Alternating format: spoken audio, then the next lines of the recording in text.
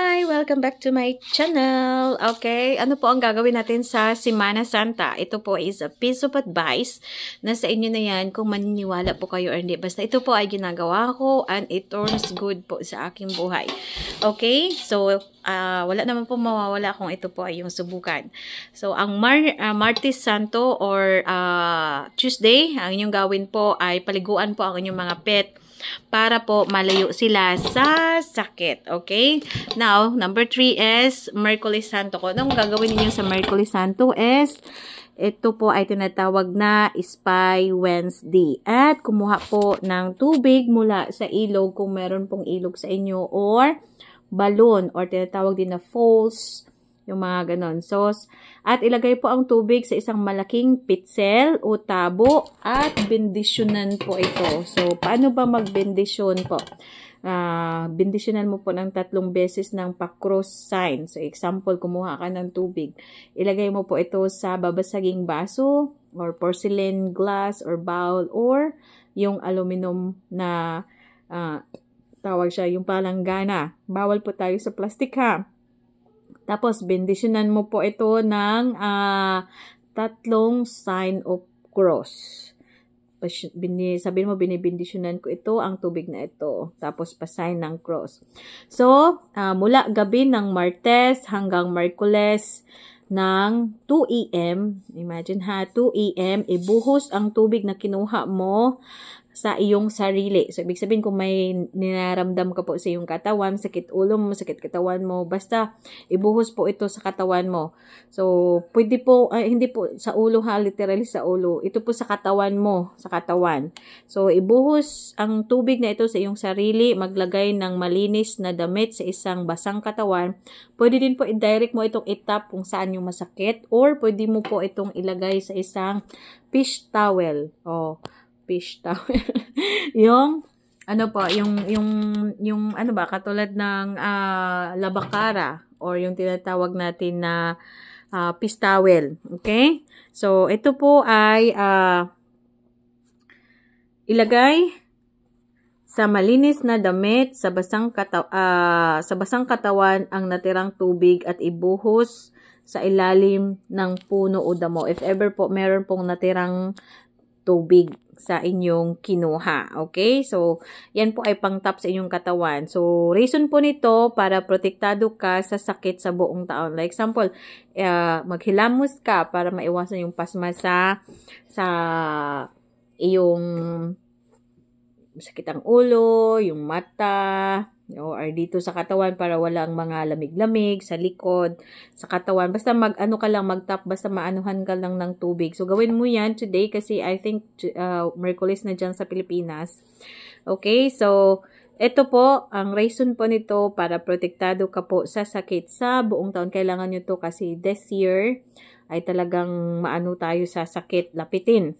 Now, sa Huwebes Santo naman or tinatawag na Thursday, ito po ay tinatawag na Monday, Thursday.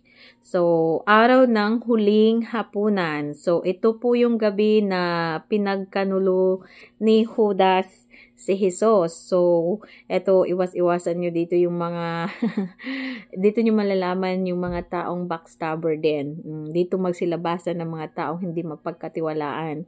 So, sa araw na ito, nakatuon sa paglilinis din ng bahay. So, this day is the only day na mag-overall kayo ng general cleaning. So, at sa iyong sarili din. So, this is the only day na pwede tayo maligo. Okay? Anak mo, ikaw. So, maligo ka. So, nakaugalian din ang paglubog ng mga pilak na barya. So, kung gusto mo yumaman, ito ang gawin mo. Kumuha ka po ng aluminum na tawag dito yung pitsil or yung palanggana, basta porcelain or mababasagin. Maglubog ka po ng mga coins na nakikita mo po sa loob na yung bahay. Ginawa ko to last year and so far so good. Tuturo ko sa inyo kung gusto mong yumaman. Okay, so ito po ay ilubog mo ang lahat ng pilak. So, pilak po, ibisin mga coins. Mga coins po na barya na nakita mo sa loob ng iyong bahay. Ang reason nito is para po upang masagana ang buong taon at iwanan ito hanggang Easter Sunday upang hugasan. So, ibig sabihin, sa Thursday, magkuha ka ng tubig, tapos ito po ay, kahit sa faucet lang po, kung wala po kayong falls or ilog, kahit sa faucet lang po, basta hindi po mineral. So, yung gagawin ay, kumuha po ng babasagin na planggana or babasagin na yung talagang bowl. Tapos, ito po ay lagyan mo ng coolant or anything po na pilak. And ito po ay iwanan mo hanggang Sunday. Okay? Or tinatawag na Easter Sunday. Ito ay pinaniniwalaan na pagtatapos ng ritual na ito ay walang masamang espiritu po ang kahilalakbot. So, ibig sabihin, ito po ay nagpiprint din na magkaroon ng inyong tahanan ng mga hindi nakakatulong ng mga energy or tinatawag ng mga ligaw na kaluluwa. So, sa Huwebes Santo din ay need mong pumunta kung gusto mong kung gusto mong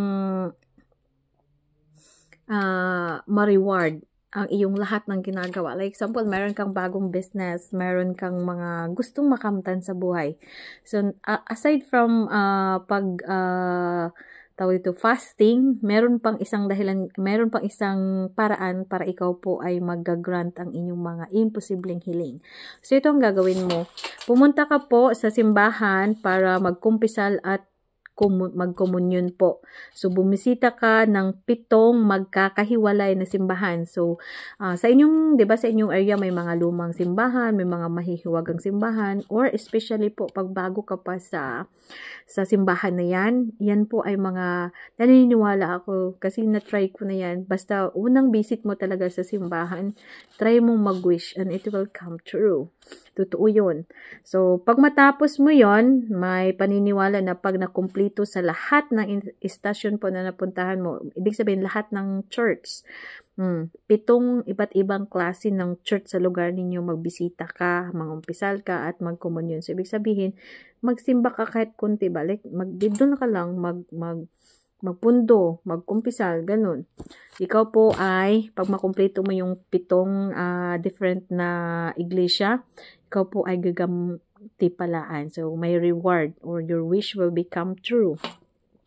Ito po. Ito din maraming gagawin sa Good Friday, Holy Thursday, yung tinatawag na Huwebes Santo. So, maghanda ka rin ng asin. So, dito, maganda yung mga rock salt.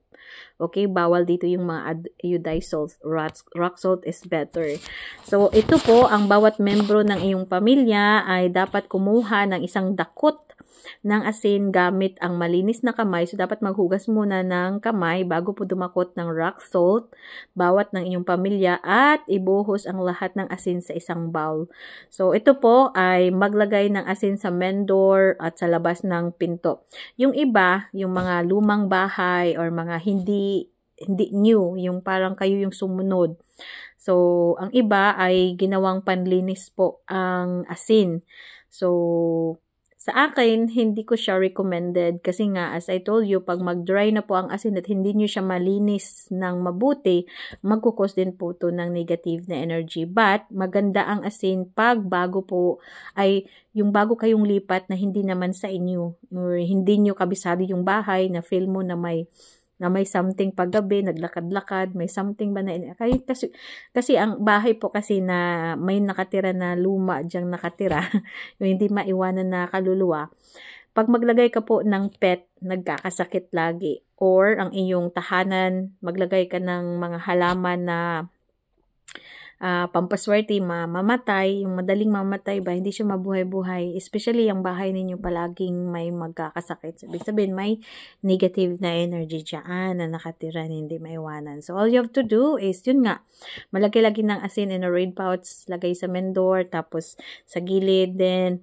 And yung iba nga, as I said, yung asin, nilalagay nila as panlinis. So, kung ikaw naman po ay matyagang maglinis, pwede nyong gawin yon. Kasi, as in, very effective pag cleansing ng mga negative energy. Pero, all you have to do is, kailangan po na malinis mo siyang mabuti. So, after mong maglinis ng asin, all you have to do is magpakulo ka po ng laurel leaves at saka rosemary leaves.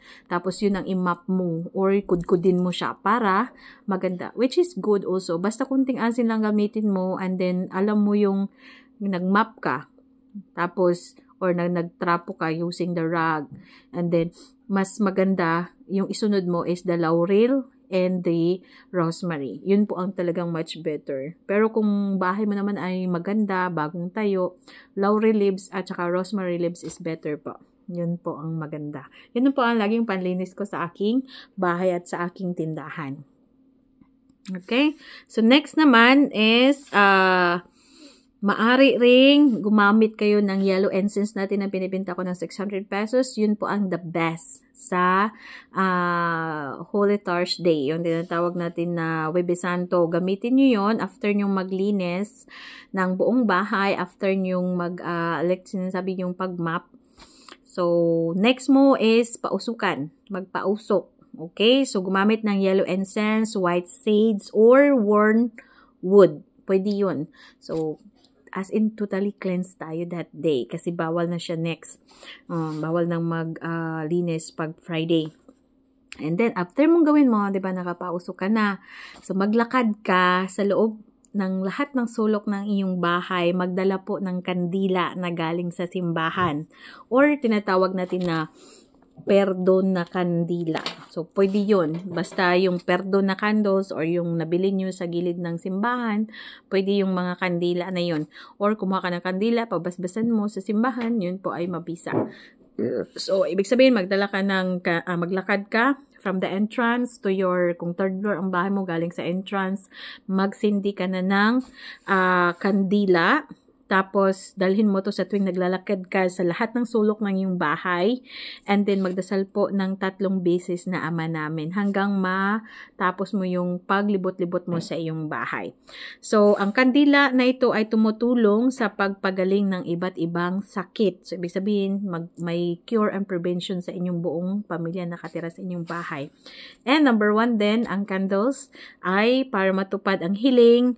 So, yan po. So, kung gusto mo naman na matupad ang iyong mga hiling, example, ang dami mong mga furniture tapos magulo sa tingin mo. So, all you have to do is baguhin po ang mga kasangkapan sa panloob. Yung mga, mga bagay-bagay po na kailangan mo nang i-organize. So, you have to declutter and you do linis sa bintana din, sa loob ng bahay.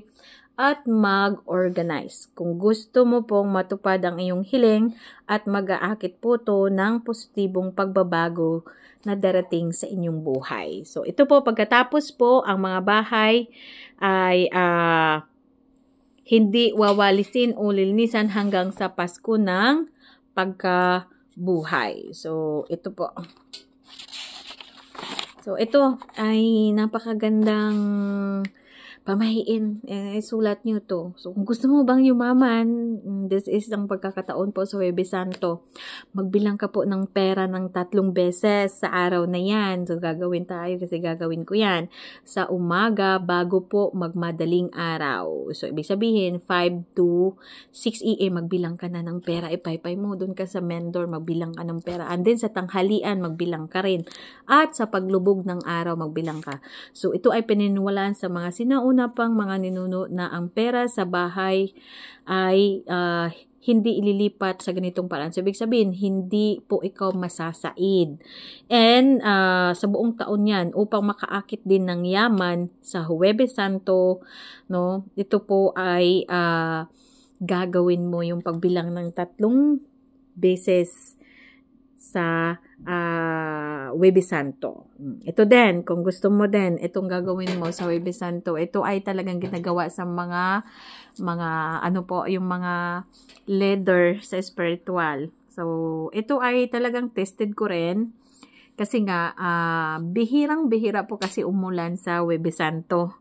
Okay? So, ito po ay, kung uulan sa inyong lugar, you are so blessed. So, mag-prepare ka po ng malinis na, yung tawag yung balde, tabo, or basta babasagin, or yung natawag natin na aluminum. Basta hindi po plastic ang inyong gagamitin. So, kung uulan po, ay talagang kumuha ka ng tubig nito, yung hindi dumadaan po sa bubong ng bahay. So, ito, ang tubig na to ay very sacred. So, ang iba nito, ginagamit ito na healing water. So, yun ang mga tinatap sa mga may sakit at pinapaano din sa labi. At also, kung maligo ka sa ulan, hindi po matagal ha, so nasa 10 minutes, 15 minutes, maligo ka doon. So, ito ay nag-purify na iyong kasalanan. At ito din po ay nag-aalis ng mga negatibong enerhiya sa iyong sarili. Kaya best yan kung swerteng-swerte ka na talaga. Kasi bihira pa talaga uulan sa Huwebes Santo. At yung tubig na yun, pwede mo yung gamitin sa ritual, sa pananalapi. Like example, magre-ritual ka, mag-manifest ka ng pera, pwede yung ipay sa iyong mga kamay, sa pera, yun, magdadagdag yun ng maraming yaman sa iyo. Okay? And then, sa Huwebes Santo din, isa itong gagawin mo na ritual. Puna ng tubig ang malinis na palanggana at ilubog ang anumang barya na makikita mo sa paligid ng bahay. Okay? Tapos, ilagay mo to sa labas. Kasi po, i-energize mo sa sikat ng araw. Kasi kukunin ng araw yung enerhiya ng pera. So, ibig sabihin yung pera na yon pwede mong gawing bertod sa yung pitaka, sa yung bag, sa yung negosyo para mag-akit yun ng salapi. Okay? Tapos, yung tubig na yun na pinaghugasan ng yung pilak, yung mga barya, ay gawin mo yung panglinis sa yung mga bintana, main door frame, kasi yun po ay didikit ang maraming energy ng pera na yun. Kaya, ginawa ko yun. Effective. As in effective. Kaya gagawin ko siya ulit. Okay, ginawa ko siya last year eh. So, effective talaga siya. Then, ito naman ay, habang nagpupunas ka sa yung bintana, yung pinag-anuhan ng pilak, yung 'di ba nakaano siya, nakalubog doon. So, ito po ang mga salita na iyong sasambitin. Okay? So, pira, tumakbo sa paligid, huwag isalin, lumaki, dumami, huwag makuha ang kaaway. So, again, pira, tumakbo sa paligid, huwag isalin, lumaki, dumami, huwag makuha ang kaaway. Pera, tumakbo sa paligid, huwag isalin, lumaki, dumami, huwag makuha ang kaaway. Yan ang ritual po na salita na pwede niyong sambitin pag ginagawa mo yung sinasabi ko. Okay, ang natitirang bahagi po ng tubig na ginamit mo ay maaring gamitin upang ipangdilig mo sa mga halaman sa loob ng iyong bahay. Then alam niyo ba, ito good sa mga bagong panganak, yung mga gusto mong unang gupit ng iyong bata. So, swerte to kasi hindi naman lahat ay aabutin ng Huwebes Santo yung mga bata na magpagupit ng buhok. So, ang buhok ng mga bata at mga dulo ng buhok ng mga kababaihan ay pinuputol, pinaniwalaan ito na magiging malago at upang maalis ang negatibong enerhiya sa kanila. So, habang, like example, magupit tayo ng kaunti sa dulo ng ating mga buhok, ito. So, habang ginugupitan natin itong dulo ng ating buhok, sabihin mo po, or isipin mo po kung ano ang mga problemang nais mong alisin. Ito din yung tinuro ko kanina about sa mga unang gupit po ng isang bata, ay ituon nyo po ng Huwebes Santo kasi nagdudulot ito ng swerte sa bata hanggang sa kanyang paglaki at mabuting kalusugan. Totoo po yan. Okay? So, dito naman tayo sa haba naman ito. Biyernes Santo. Okay, Biyernes Santo o tinatawag natin na Good Friday. So, hindi ka dapat maggalak or hindi ka dapat magkaroon ng party-party. So, dapat sulim yung araw na yan. So, bawal na din maglinis. Kaya, Huwebes lang po ang pwedeng maglinis at mag-declutter at mag-organize. So, dapat po kung hindi magkaroon ng kalungkutan buong taon. So, ibig sabihin, kung mag-party-party ka, may kasiyahan, tumatawa ka, magkaroon po daw ng sadness, may mga pangyayari, may mga event na kukusa iyo ng sorrows. So, that time ay just, kalma. Bibi, kalma. Okay, kalmahan nyo lang po ang inyong pagstay sa araw ng Biyernes Santo. Bawal lumabas, bawal mag-shopping, bawal mag-video key, bawal mag-party-party, ha? So, hindi rin tinatanggap na kumain at uminom bago maghapunan kung gusto mong maging okay ang buong taon mo. So, dapat umiwas sa pagkain, hanggang maalis ang surod at pagkatapos nito ay maaari lamang kumain ng tinapay at uminom ng tubig. So, ang gagawin mo sa Biyernes Santo, bawal kang kumain ng karni. So, kung gusto mong maging okay ang buhay mo buong taon, malayo ka sa problema, malayo ka sa sakit, mag-akit ka ng swerte, all you have to do is, bawal kang kumain at uminom bago maghapunan. So, you do fasting from morning till noon. So, hapunan ka nakakain at uminom. So, ito. Kumain ka lang ng tinapay at uminom ng tubig. So, bawal din ang rice. Fasting, dear. As I told you, ang fasting po ay nakakatulong, especially if you want to achieve some success in your life. Tapos, sa Biyernes Santo, ito kung gusto mong yumaman, ha. So, kung gusto mong yumaman, ay magsindi ka po ng 12 na kandila sa loob ng iyong bahay at hayaan po itong maupos. So, pinaniniwalaan ito na nagdadala ng kasaganahan at kaligayahan sa loob ng mga nakatira sa bahay na yan. So, ngayon, bumili ka na ng 12 kandila para sa Biyernes Santo ay itong sindihin. At hindi ka gagawa talaga ng any household chores sa Biyernes Santo. Okay, Black Saturday na tayo. Black Saturday o Sabado de Gloria. Hindi ka maaring magsaya sa araw na to. Ito yung patay ang Panginoon daw. Ang mga hindi natulog sa gabi, kung gusto mong magiging malusog at magiging mayaman, ito sikretong malupit. Ilagay niyo po ito sa inyong mga notebook sa mga naniniwala. No? So, huwag kang matulog mula sa Sabado hanggang Sunday. Ang mga hindi natulog sa gabi mula Sabado hanggang Linggo ay inaasahang magiging malusog at magiging mayaman. So, kaya pala, napag-isip-isip ko, pag pupunta yung mga elder namin or mga mataas na karunungan ba, nagtipok-tipok, hindi sila natutulog pag kaya pala pampalakas din pala yun ng kapangyarihan sa mga anting-anting, sa mga bertud. Kaya pala, hanggang umaga talaga sila. Now, I know na. I know na yung reason nila, yung sikretong malupit. Kasi hindi sinasabi sa amin kung bakit hindi talaga sila natulog sa gabi ng Sabado hanggang Linggo. So, pwede ka na matulog ng Linggo sa gabi. So, di ba, hindi naman siguro malaking sakripisyo. Try natin. Di ba, lalong-lalo na ngayon sa period 9. Now, dito na tayo sa Easter Sunday. So, itong pamahiin na sinasabi ko, it lasts a lifetime na pwede nyo pang ituro sa inyong mga anak at kaapu-apuhan. Kasi ito pa ay talagang tunay at sa mga ninuno pa po. Okay, sa Easter Sunday na po tayo sa linggo ng pagkabuhay. So, bilang paggunita sa 4 a.m., gagawa ng seremonya. So, ito yung mga elders. Kung gusto mo naman, ay gumising ka ng 4 a.m., magawa ka ng seremonya ng salubong bilang pag-alala kung paano nakilala ni Birheng Maria ang kanyang anak na si Jesus na nabuhay muli or magsaya at magdiwang. Kahit mag-thank you ka lang, gumising ka ng 4 a.m. sa Sunday, mag-thank you ka lang na Jesus, basahin niyo yung John 3:16. For God so loved the world that He gave His only begotten Son, that whosoever believeth on Him should not perish but have everlasting life. Basahin niyo lang yon at you have to say, thank you Lord sa pagsakripisyo mo sa iyong sarili instead na ako yung magsakripisyo, ikaw yung nag-save sa akin. Thank you as you are my personal Savior. Just a simple thank you. Ito po ay talagang uuki ang buhay mo. Try nyo. Wala naman pong bayad ng magising ka ng 4 a.m. And then, basahin mo yung, kahit i-google nyo lang. John 3:16. John 3:16. For God so loved the world.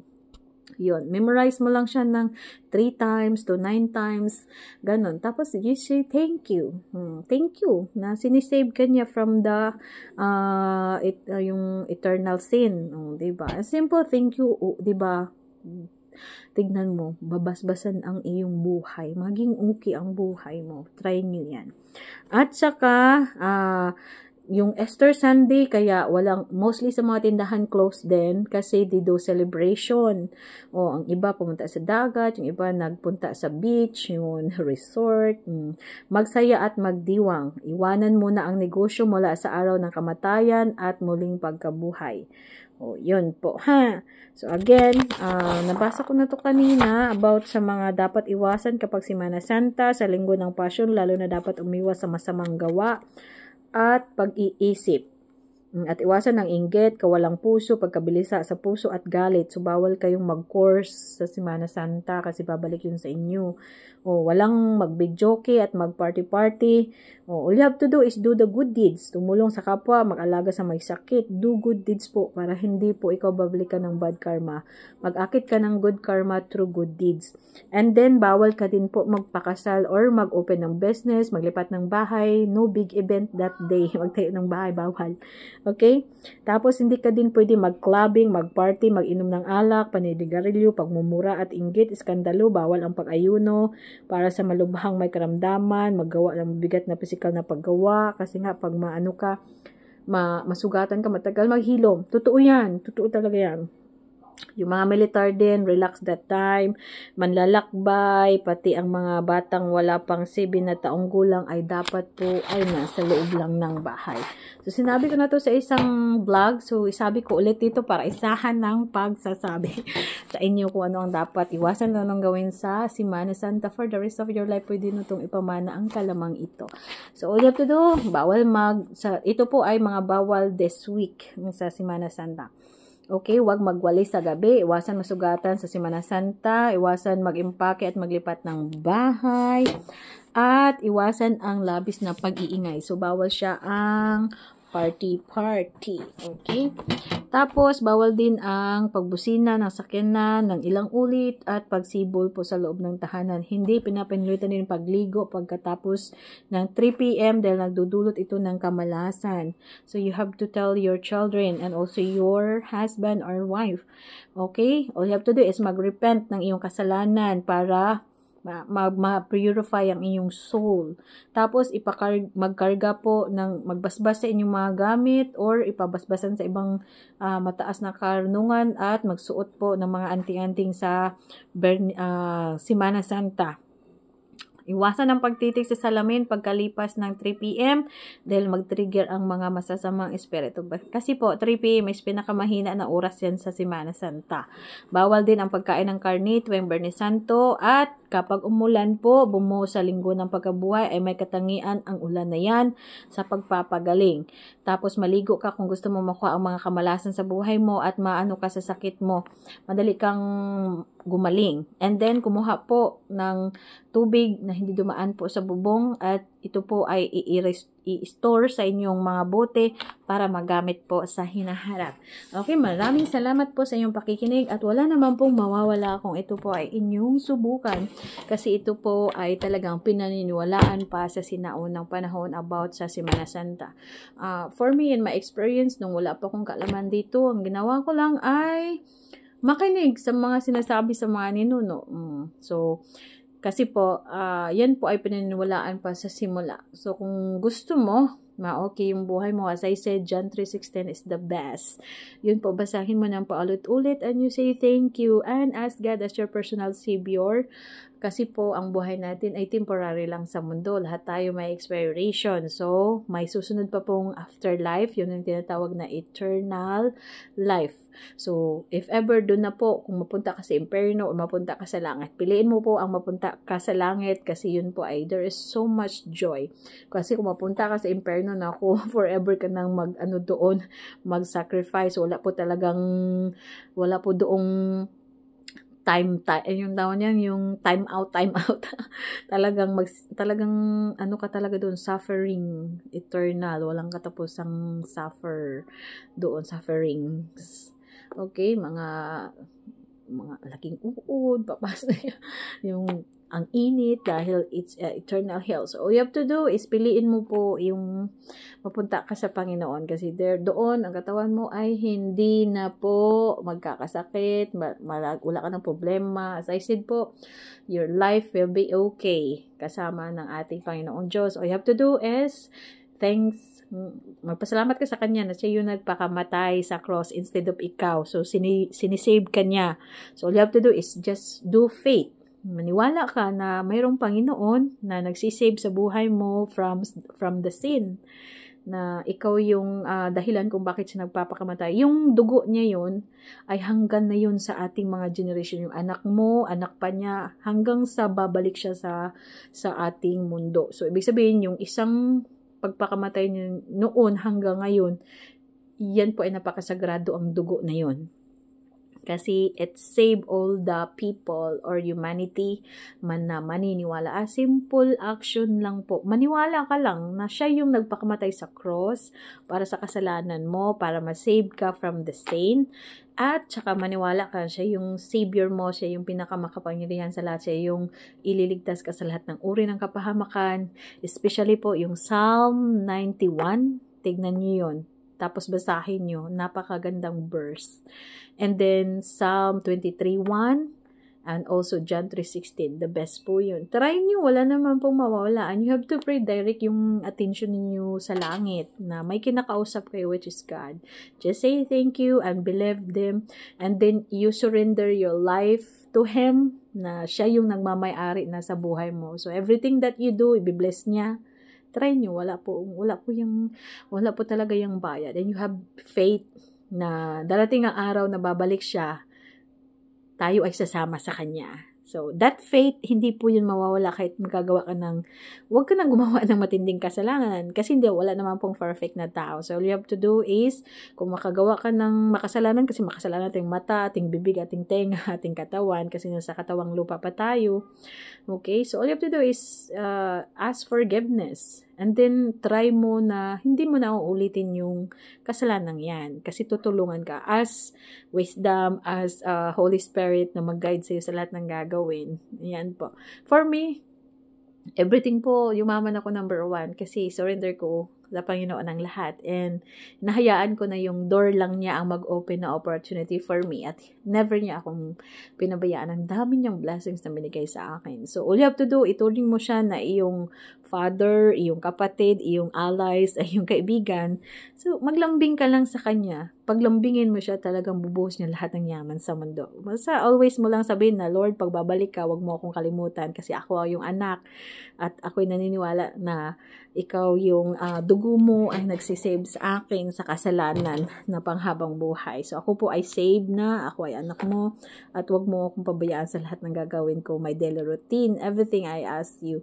In Jesus' name, Amen. Just a simple prayer like that. Okay, maraming salamat. Don't forget po, kung tatawag kayo po, mag-order kayo sa mga pampaswerte. Dahil nasa katawang lupa pa tayo, nakaapak pa yung ating mga paa sa lupa. Kailangan natin ng gabay at support sa mga pampaswerte. Sabayan po ng number 1, wala tayong question kay God. Number 2, kailangan natin support ng pampaswerte para hindi po maging in vain ang lahat ng ating gagawin. At maniwala ka po yung sarili na lahat makakaya mo with the tulong ng Panginoon, tulong sa sarili mo, pagsisikap, at tulong po ng mga pinaniwalaan natin na nagbibigay ng pampaswerte sa ating buhay.